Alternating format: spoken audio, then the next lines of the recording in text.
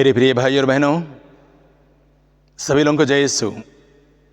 आइए हम आज का सुसमाचार सुनते हैं, जो संत लूकस के सुसमाचार से अध्याय 6 और वचन संख्या 20 से लेकर 26 तक लिया गया है। आइए हम प्रभु के वचन को सुनते हैं। मुझे विश्वास है कि प्रभु अपने इन वचनों के माध्यम से आपसे और आपके परिवार से कुछ कहना चाहता है। आइए हम वचन सुने। ईसा ने अपने शिष्यों की ओर देखकर कहा, धन्य हो तुम जो दरिद्र हो, स्वर्गराज तुम लोगों का है। धन्य हो तुम जो अभी भूखे हो, तुम तृप्त किए जाओगे।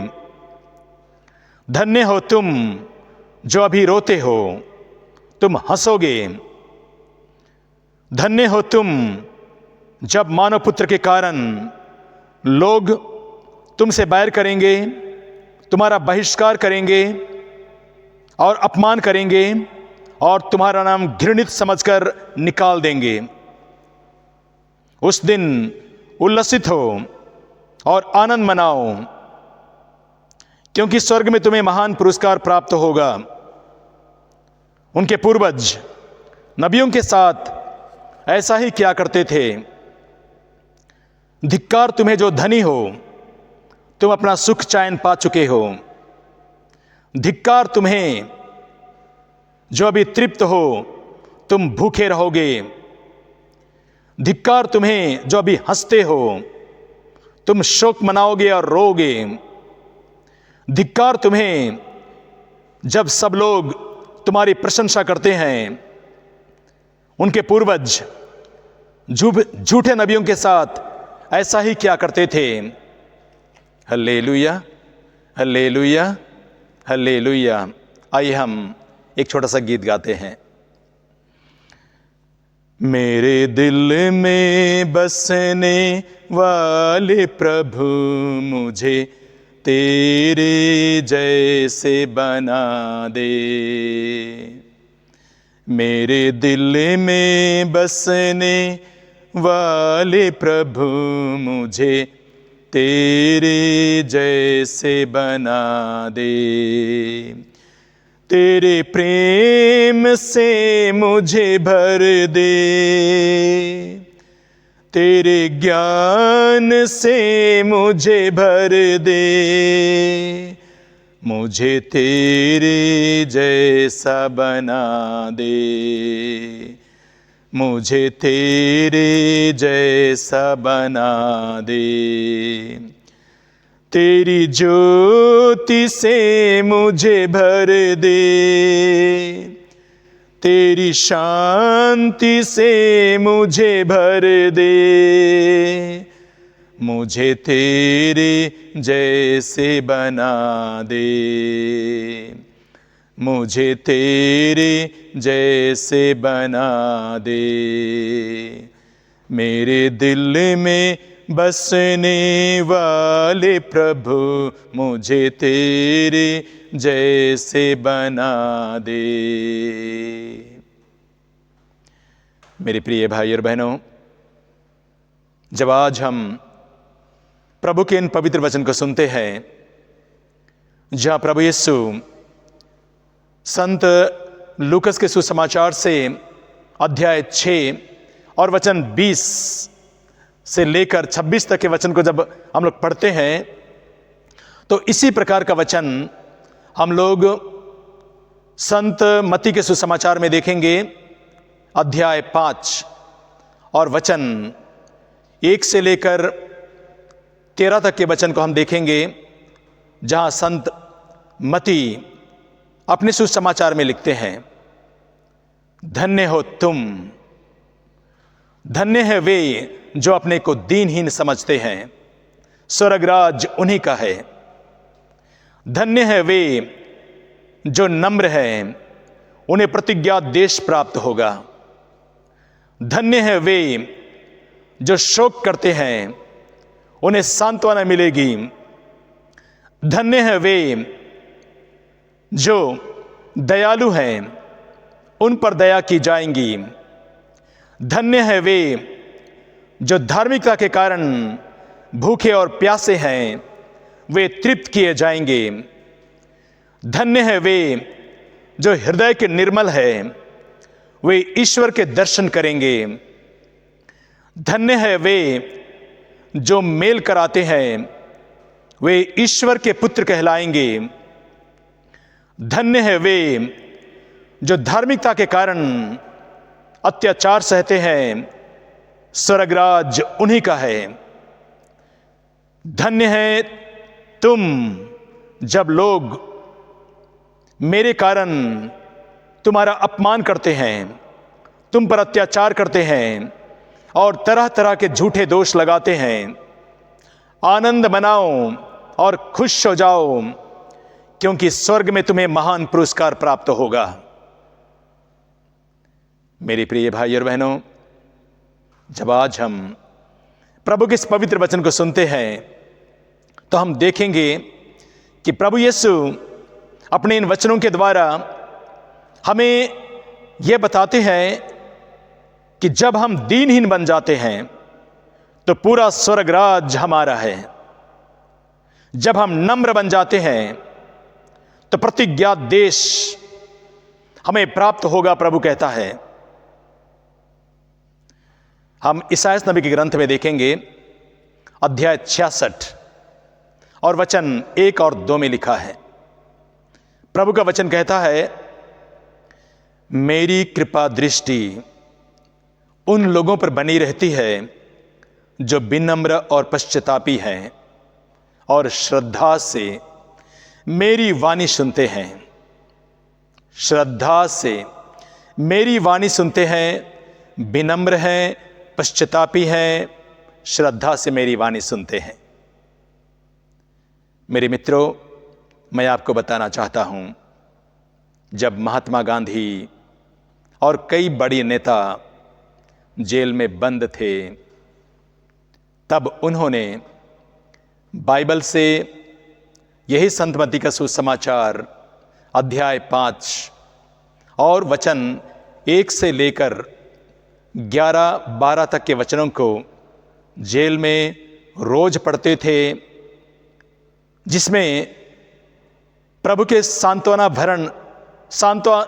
भरे शब्द उनको सांत्वना देता था, ढाढ़स देता था, क्योंकि वे लोग जेल में बंद थे, देश गुलाम था। जहां प्रभु का वचन कहता है, धन्य हो तुम, धन्य है वे जो दीनहीन है, स्वर्गराज उनका है। धन्य है वे जो नम्र हैं, उन्हें प्रतिज्ञात देश प्राप्त होगा। जब नम्र बनने से, जब दीनहीन बनने से हमें स्वर्गराज प्राप्त हो सकता है, तो क्या दीनहीन बनने से, नम्र बनने से क्या हमारा हिंदुस्तान हमारा नहीं हो सकता है? यह उनके मन में एक सवाल पैदा किया और प्रभु के इन वचनों ने उनके मन में एक प्रेरणा पैदा किया कि हमारा देश, जब प्रभु का पवित्र वचन हमें स्वर्गराज दे सकता है दीनहीन बनने से, नम्र बनने से, तो हम भी क्यों ना हमारे देश के लिए दीनहीन बन जाएं, नम्र बनकर हमारे देश को हम आजाद करें। और हमारे देश के इन बड़े नेताओं ने महात्मा गांधी के साथ मिलकर उन्होंने दीनहीन बन गए, नम्र बन गए और उन्होंने अहिंसा का मार्ग अपनाया और उन्होंने देश में अहिंसा का आंदोलन प्रारंभ किया। भारत छोड़ो आंदोलन का नारा लगाया।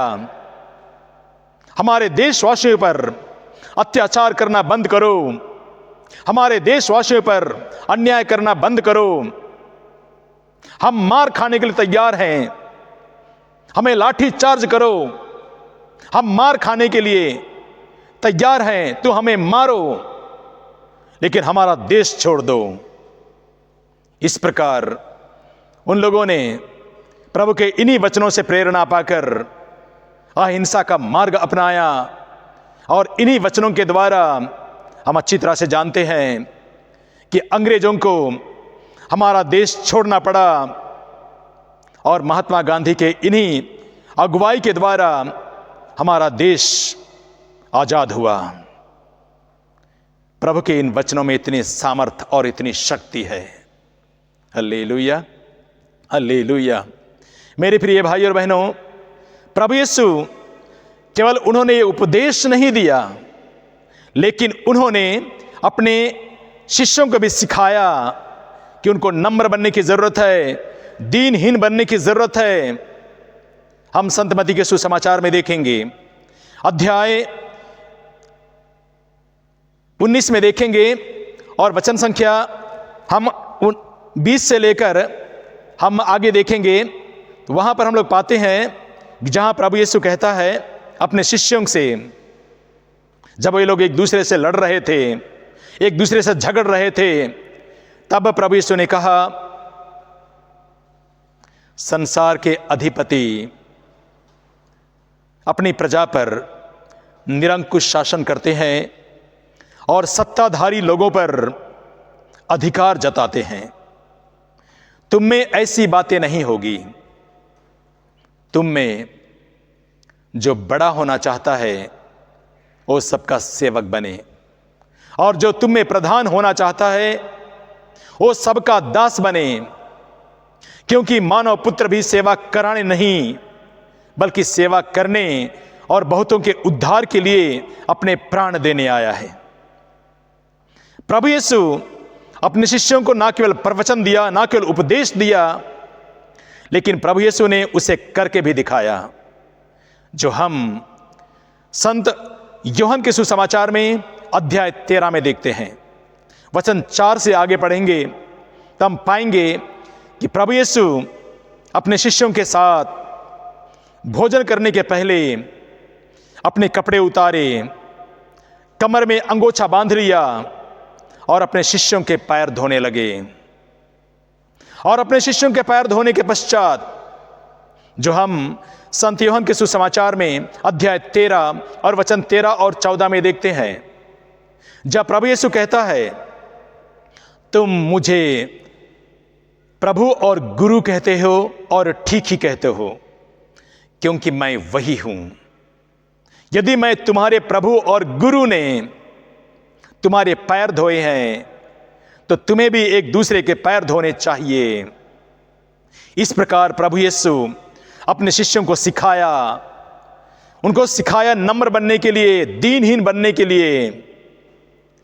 प्रभु यीशु केवल उनको सिखाया मात्र नहीं, प्रभु यीशु कलवारी बलिदान में वो दीनहीन बन गए और प्रभु यीशु क्रूस पर दीनहीन बनकर अपने प्राण को अर्पित कर दिया, जो हम फिलिपियों के पत्र में देखते हैं अध्याय 2 वचन संख्या 6 से 11 तक में लिखा हुआ है।